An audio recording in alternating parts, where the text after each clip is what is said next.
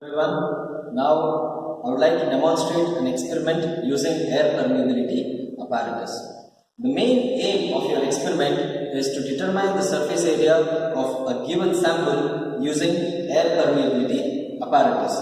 Usually here the given sample is a granite powder or a stone powder which is in a powder form. Now this setup consists of few things. The number one is a filling tank or a water tank. Number two, you have a rubber cork and you have a lid or a cap for your tank, and you also have a small valve in the bottom of your experimental setup, and you need to have your beaker and you need to have your measuring jar, and we also have a scale and a U-tube manometer. The complete height of the tank or the capacity of the tank is marked here next to the tank. So we need to fill water up to that mark from this opening, and the level is known by this glass tube which is provided along with your tank. Once that is done, you can close the lid using the cork which is given. And now you need to take out the rubber cork and take 10 grams of your granite powder and load it into your. So the granite powder is loaded in the cylinder now, and using this particular brass plunger which has the graduations here, the markings of 1 to 7 centimeters, you can check what is the height of your bed by keeping this inside the cylinder.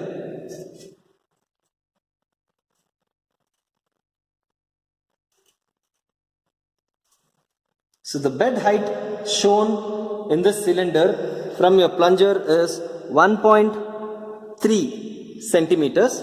So once that is done, you would take out the plunger carefully and keep it aside and close your cylinder using the rubber cork.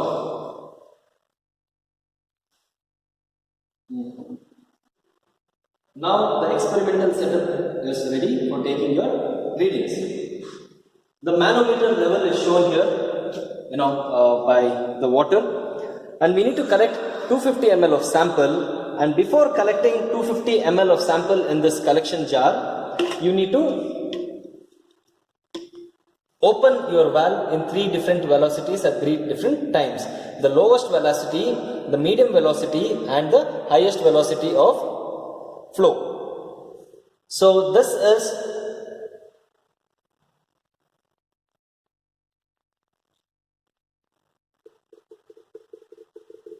a slow velocity. Once this is done, you would find the manometer readings going up. This is H1 and this one is H2, and once the level is stabilized, you need to collect 250 ml of sample and note down H1 and H2, thereby calculating delta H. Now I think the level is correct and I can take my samples.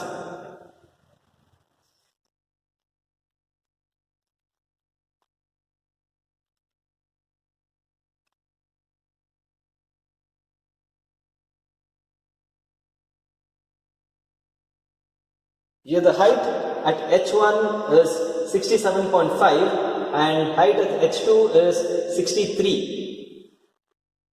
So 67.5 minus 63 would give you the delta H. So now the first sample has been collected and the time taken to fill 250 ml has been noted on your stop clock. And now the medium velocity of flow will be calculated by turning the valve a little more and allowing the manometer reading to stabilize before taking your readings. Now you can see there is considerable difference between the first reading and the second reading of your manometer for your lowest velocity and medium velocity. Once the manometer has been stabilized, now I would collect my next 250 ml of sample. And simultaneously make sure you switch on your stop clock. So the medium velocity delta H has been calculated, and next you need to give complete flow or highest velocity and allow the manometer to stabilize.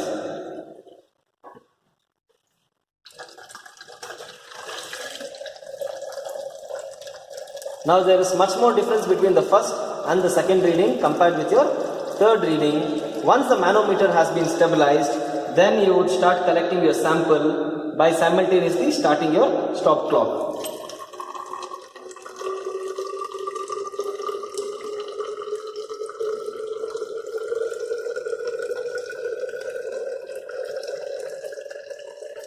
Exactly at 250 ml mark, you need to stop your stop clock and note the time and your delta H value.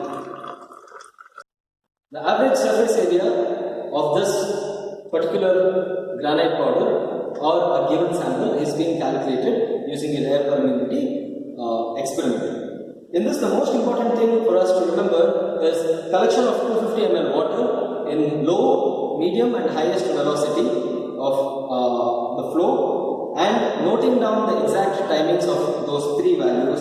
And another thing is to calculate your delta H, by using your YouTube manometer. So by doing this experiment, we can then find out the average or the surface area of your powder or a given sample using air permeability experiment. Thank you.